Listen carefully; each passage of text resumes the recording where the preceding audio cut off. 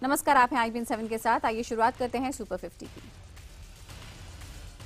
UP के शाहजहांपुर में Asaram case के मुख्य गवाह कृपाल सिंह को थाना सदर बाजार में गोली मार दी गई। कृपाल सिंह की हालत गंभीर बनी हुई है। बेहतर इलाज के लिए उसे बरेली भेज दिया गया है। पश्चिम बंगाल के नादिया जिले में चर्च पर हमले से सनसनी फैल गई। अज्ञात लोगों ने चर्च के अंदर घुसकर तोड़फोड़ की। फिलहाल हमलावरों की पहचान नहीं हो सकी है। चर्च के पादरी ने धार्मिक प्रताड़ना का आरोप लगाया।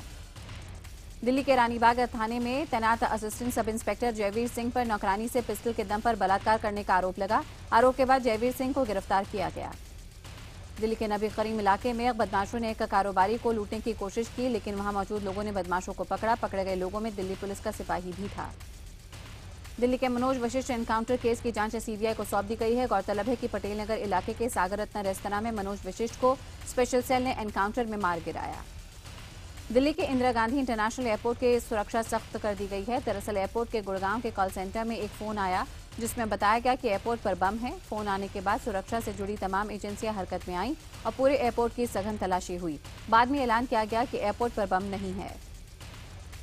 आरटीवी में सवारियों को हथियाने की होड़ में दो ड्राइवरों के बीच ऐसी रंजिश हुई कि उसने बदला लेने के लिए HIV वायरस की मदद ली। बदले की इस आग में एक ड्राइवर ने अपनी मां को गंवा दिया। महाराष्ट्र के नांदेड़ जिले में मिड डे मील खाने से 100 से ज्यादा छात्र बीमार हुए।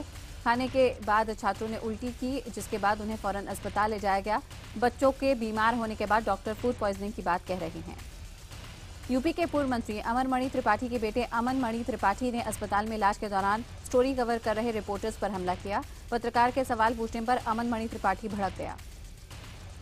प्रधानमंत्री नरेंद्र मोदी और पाकिस्तान के PM नवाज शरीफ के बीच रूस के उफा में द्विपक्षीय बातचीत हुई। बंद कमरे में ये मुलाकात 1 घंटे से ज्यादा समय तक चली। बातचीत में यह तय हुआ कि मोदी 2016 के 60 सम्मेलन में हिस्सा लेने पाकिस्तान जाएंगे। दोनों देशों के राष्ट्रीय सुरक्षा सलाहकारों के बीच भी दिल्ली में जल्द मुलाकात होगी। बातचीत के दौरान भारत ने 26/11 मुंबई हमले का मुद्दा उठाया। भारत में पाकिस्तान से साफ तौर पर कहा कि रिश्तों को आगे बढ़ाने के लिए विश्वास कायम करना जरूरी है। उम्मीद जताई जा रही है कि अब रिश्तों में एक नई गर्माहट आएगी। PM मोदी और नवाज शरीफ की मुलाकात के बाद कई अहम मुद्दों पर साझा बयान भी जारी हुआ। बयान में कहा गया कि भारत और पाकिस्तान 15 दिन के अंदर अपनी अपनी जेलों में बंद उन मछुआरों को रिहा करेंगे जो सीमा से पकड़े गए थे। साथ ही BSF और पाकिस्तान रेंजर्स के DG के बीच मीटिंग होने की बात हुई। यही नहीं, दोनों देशों से के मिलिट्री ऑपरेशन के डायरेक्टर जनरल भी जल्द मुलाकात करेंगे। इसके अलावा धार्मिक टूरिज्म को बढ़ावा देने पर भी दोनों नेताओं में बातचीत हुई। वहीं नवाज शरीफ ने भरोसा दिलाया कि उनकी सरकार कानून के तहत पाकिस्तान में पनप रहे सभी आतंकी संगठनों पर बैन लगाएगी। मुलाकात के बाद कांग्रेस का कहना है कि 3 दिन में हमारे 2 जवान पाकिस्तान की फायरिंग में शहीद हो गए। बीजेपी का कहना है कि जब दोनों नेता रूस में एक समिट के सिलसिले में मौजूद थे तो मुलाकात ना हो, ऐसा गलत होता। इस बीच शिवसेना के सुप्रीमो उद्धव ठाकरे ने कहा कि भारत को पाकिस्तान में भी म्यांमार जैसी कार्रवाई करनी चाहिए। पाकिस्तान उच्चायोग ने इस साल की इफ्तार पार्टी रद्द कर दी। इफ्तार पार्टी आज होनी थी। पार्टी में अलगाववादी नेताओं को बुलाया गया था, लेकिन इन्हें फोन कर पार्टी रद्द होने और नहीं होने की सूचना दी गई। श्रीनगर की जामा मस्जिद में एक बार फिर जुमे की नमाज के बाद पुलिस और प्रदर्शनकारियों में झड़प हुई, जिसके बाद एक बार फिर से प्रदर्शनकारियों ने पाकिस्तानी झंडे फहराए। बिहार विधान परिषद की 24 सीटों के लिए हुए चुनाव में NDA गठबंधन ने जीत हासिल की। NDA ने 24 में से 13 सीटों पर जीत दर्ज की। JDU, RJD और कांग्रेस गठबंधन को खाते में 10 सीटें मिली हैं। 1 सीट पर निर्दलीय उम्मीदवार विजयी रहा। अकेले BJP ने 12 सीटें जीतकर अपनी धमक जमाई। बिहार विधान परिषद की 24 सीटों के लिए 7 जुलाई को मतदान हुआ था, जिसमें 152 उम्मीदवारों ने अपनी किस्मत आजमाई। इस चुनाव को विधानसभा चुनाव से पहले का सेमीफाइनल माना जा रहा है। बिहार विधान परिषद के चुनावी नतीजों के बाद जहां NDA खुशी से फूला नहीं समा रहा, तो वहीं JDU गठबंधन को उम्मीद है कि विधानसभा के नतीजे कुछ और होंगे। जीत के बाद BJP नेता शाहनवाज हुसैन ने कहा कि बिहार में बाजी पलट गई है और जनता ने JDU गठबंधन को नकार दिया है। बिहार विधान परिषद में 24 में से 13 सीटें जीतने के बाद दिल्ली के BJP मुख्यालय में जश्न का माहौल रहा। दिल्ली में दिन भर हो रही बारिश के बावजूद कार्यकर्ताओं ने जमकर आतिशबाजी की। बिहार विधान परिषद के नतीजों पर NDA खेमा खुश है तो विरोधियों को जवाब देते नहीं बन रहा। BJP अध्यक्ष अमित शाह ने शुक्रवार को पार्टी के OBC मोर्चा की शुरुआत करते हुए इस चुनाव को OBC वर्ग से जोड़ा। शाह ने साफ साफ कहा कि BJP ही वो पार्टी है जिसने पहली बार देश को OBC PM दिया। उधर बिहार के CM नीतीश कुमार ने कहा कि इन चुनाव परिणामों को लेकर जो विरोधी हंस रहे हैं, हंसने की जरूरत नहीं। राजस्थान के मुख्यमंत्री वसुंधरा राजे के खिलाफ कांग्रेस लगातार दबाव बनाए हुए है। कांग्रेस नेता सचिन पायलट ने ललित मोदी मामले में वसुंधरा राजे को बर्खास्त करने की मांग को लेकर राज्यपाल कल्याण सिंह से मुलाकात की। राजधानी दिल्ली में जमीन धोखाधड़ी की चलते आरोप में गिरफ्तार आम आदमी पार्टी विधायक मनोज कुमार को लेकर नई बात सामने आई है। पुलिस के मुताबिक मनोज कुमार पर पहले से ही 8 से ज्यादा मामले दर्ज हैं। मनोज पर महिलाओं के साथ छेड़छाड़, मारपीट, सरकारी संपत्ति को नुकसान पहुंचाना और जमीन पर कब्जा की धाराओं के तहत मामले दर्ज हैं। पंजाब के तरनतारन में 7 गांवों की हजारों एकड़ फसल पानी में डूब गई। पहाड़ों पर जोरदार बारिश और सतलुज और ब्यास नदियों में ज्यादा पानी छोड़े जाने के कारण पानी का स्तर बढ़ गया। वहीं राजस्थान के जयपुर, बीकानेर, अजमेर और कोटा में बारिश से कई जिलों का संपर्क टूट गया। सीकर में बारिश का 47 साल का रिकॉर्ड टूटा। राजस्थान के भरतपुर में तेज बारिश की वजह से एक 3 मंजिला इमारत ढह गई। इस हादसे में 2 लोगों की मौत हो गई और 7 लोग घायल हो गए। भारतीय कोस्ट गार्ड का लापता डॉनियर विमान खोज निकाला गया है। नौसेना ने इसमें रिलायंस के विशेष जहाज की मदद ली। रिलायंस के विशेष जहाज MV ओलंपिक कैनयान को खोज अभियान में लगाया गया। रिलायंस इंडस्ट्री के अत्याधुनिक सुविधाओं से लैस ओलंपिक कैनयान ने लापता डॉनियर का फ्लाइट डेटा रिकॉर्डर और लाइन रिप्लेसमेंट यूनिट को समुद्र से बरामद किया। मुंबई में BMC यानी कि बॉम्बे म्यूनिसिपल कॉर्पोरेशन ने बीमारी फैला रही चूहों के खिलाफ एक बार फिर से जंग छिड़ी।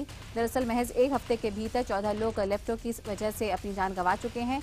BMC ने चूहा मारो इनाम ले जाओ समेत कई योजनाओं को शुरू किया, जिसके तहत हर चूहे को मारने पर 100 रुपए का इनाम का प्रावधान है। इसरो ने अब तक की सबसे बड़ी कमर्शियल लॉन्चिंग सफलतापूर्वक कर ली। इस लॉन्चिंग में 5 ब्रिटिश सैटेलाइट को अंतरिक्ष में भेजा गया। 5 सैटेलाइट सफलतापूर्वक कक्षा में स्थापित हो गए। दिल्ली नोएडा को जोड़ने वाले DNT पर भारतीय किसान यूनियन के नेताओं का धरना खत्म हुआ। प्रशासन से बातचीत के बाद धरना खत्म हुआ। यूपी के चीफ सेक्रेटरी आलोक रंजन और DNT CEO से यहां पे 15 जुलाई को टोल फ्री मुद्दे पर फिर से बात होगी।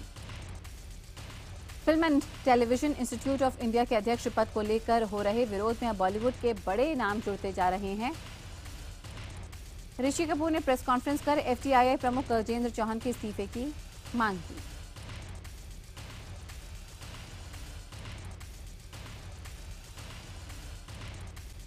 अंतर्राष्ट्रीय कबड्डी खिलाड़ी बचित्तर सिंह ढिल्लों पर दहेज मांगने का आरोप लगा है। उन्होंने अपनी पत्नी और तरनतारन के SDM अनुप्रीत कौर पर जानलेवा हमला किया। आरोप है कि बचित्तर ने गला दबाकर हत्या करने की कोशिश की। पुलिस ने उनके पति बचित्तर को गिरफ्तार कर लिया। मसूरी में IAS अकेडमी में आपसी कहासुनी के बाद ITBP के कांस्टेबल ने ताबड़तोड़ फायरिंग कर दी, जिसके बाद हड़कंप मचा। फायरिंग में एक दरोगा की मौत हो गई, जबकि एक सिपाही गंभीर रूप से घायल रहा। घायल सिपाही की हालत खतरे से बाहर है। फायरिंग के बाद हमलावर कांस्टेबल मौके से फरार हो गया। आरोपी अपने साथ लाइट मशीन गन, 100 से ज्यादा कारतूस भी ले गया। पुलिस आरोपी कांस्टेबल को ढूंढ रही है। दिल्ली के नामी स्कूलों में EWS कोटे के जरिए अमीर के बच्चों को दाखिला दिलाने वाले गिरोह की सरगना पुनीता को शुक्रवार के रोहिणी कोर्ट में सरेंडर किया गया। आपको बता दें, पुलिस ने पुनीता की बेटी को पहले ही गिरफ्तार कर लिया था। पुनीता का गिरोह गरीबों के लिए आरक्षित EWS कोटे की सीटों पर फर्जी दस्तावेजों के जरिए अमीरों के बच्चों को दाखिला दिलाता था। दाखिले के बदले गिरोह के लोग उनसे मोटी रकम वसूलते थे। दाखिले में फर्जीवाड़े को लेकर पुलिस अब तक 6 लोगों को गिरफ्तार कर चुकी है। जांच में पुलिस को पता चला है कि इस रैकेट में दिल्ली के 2 दर्जन से ज्यादा नामी गिरामी निजी स्कूल शामिल हैं। मुंबई से दुबई जाने वाली फ्लाइट में बम होने का ट्वीट करने वाले शख्स सुरेंद्र सिंह को जयपुर पुलिस ने गिरफ्तार किया। पूछताछ में सुरेंद्र सिंह ने बम को लेकर ट्वीट करने की बात कबूली। कांग्रेस उपाध्यक्ष राहुल गांधी 16 जुलाई को राजस्थान के हनुमानगढ़ में पद यात्रा करेंगे। उस दिन वो किसानों, युवाओं और मजदूरों से मुलाकात भी करेंगे। 17 जुलाई को राहुल गांधी जयपुर के बिरला सभागार में कांग्रेस के पंचायत और स्थानीय निकायों के निर्वाचित प्रतिनिधियों से बात करेंगे, उनको संबोधित करेंगे। दिल्ली के पूर्व कानून मंत्री जितेंद्र तोमर की फर्जी डिग्री मामले में बार काउंसिल ने सुनवाई के बाद मामले को अनुशासन समिति के पास भेजा। काउंसिल की सुनवाई में तोमर की तरफ से कोई पेश नहीं हुआ। माना जा रहा है कि बार काउंसिल की अगली बैठक में तोमर के वकालत की लाइसेंस रद्द की जा सकती है। इस बीच अनुशासन कमेटी अपनी रिपोर्ट पेश करेगी। कांग्रेस उपाध्यक्ष राहुल गांधी के भांजे और प्रियंका के बेटे रेहान वाड्रा अचानक ही अपने 3 दोस्तों के साथ मंगलवार शाम करीब 6 बजे अमेठी के पांडेय का पुरवा गांव पहुंच गए। रेहान ने गांव में रात बिताई और खाट पर मच्छरदानी लगाकर सोए। भारत और जिम्बाब्वे के बीच खेले गए पहले वनडे में भारत ने जिम्बाब्वे को रोमांचक मुकाबले में 4 रन से हरा दिया। भारत के 256 रनों का पीछा करने उतरी जिम्बाब्वे की टीम निर्धारित 50 ओवर में 7 विकेट खोकर 251 रन ही बना सकी। सानिया मिर्जा और स्विट्जरलैंड की उनकी जोड़ीदार मार्टिना हिंगिस विंबलडन के महिला डबल्स के फाइनल में पहुंच गई है। सानिया पहली बार विंबलडन के फाइनल में पहुंची हैं। वहीं मिक्स डबल्स मुकाबले में लिएंडर पेस और हिंगिस की जोड़ी भी फाइनल में पहुंच गई है। पेस और हिंगिस की जोड़ी ने सेमीफाइनल में माइक ब्रायन और बेथानी माटेक सैंड्स की जोड़ी को 6-3, 6-4 से हरा दिया। भारत के सबसे बड़े football league tournament Indian super league का पहला प्लेयर ऑक्शन हुआ। इस ऑक्शन में 10 भारतीय खिलाड़ियों के लिए बोलियां लगाई गई। भारतीय फुटबॉल टीम के कप्तान और स्टार प्लेयर सुनील छेत्री को मुंबई एफसी ने सबसे ज्यादा 1 करोड़ 20 लाख में खरीदा। हालांकि 80 लाख के बेस प्राइस के बाद छेत्री सिर्फ 40 लाख ही और बटोर सके। भारतीय सिनेमा इतिहास की सबसे महंगी फिल्म बाहुबली रिलीज हो चुकी है। 250 करोड़ में बनकर तैयार हुई इस फिल्म को देखने के लिए थिएटरों में भारी भीड़ उमड़ पड़ी। रणवीर सिंह के बर्थडे सेलिब्रेशन में शामिल होने के लिए दीपिका पादुकोण का परिवार लंदन गया है।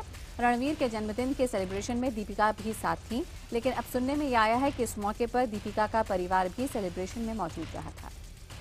आलिया ने इंस्टाग्राम पर अपनी और करण की एक तस्वीर पोस्ट की है, जिसमें वो जेल की सलाखों के पीछे दिख रही हैं। इसके साथ ही उन्होंने लिखा है, अपराध में साथी। ये तस्वीर एक नए टीवी चैनल के लॉन्च की है, जिसमें आलिया और करण पहुंचे थे।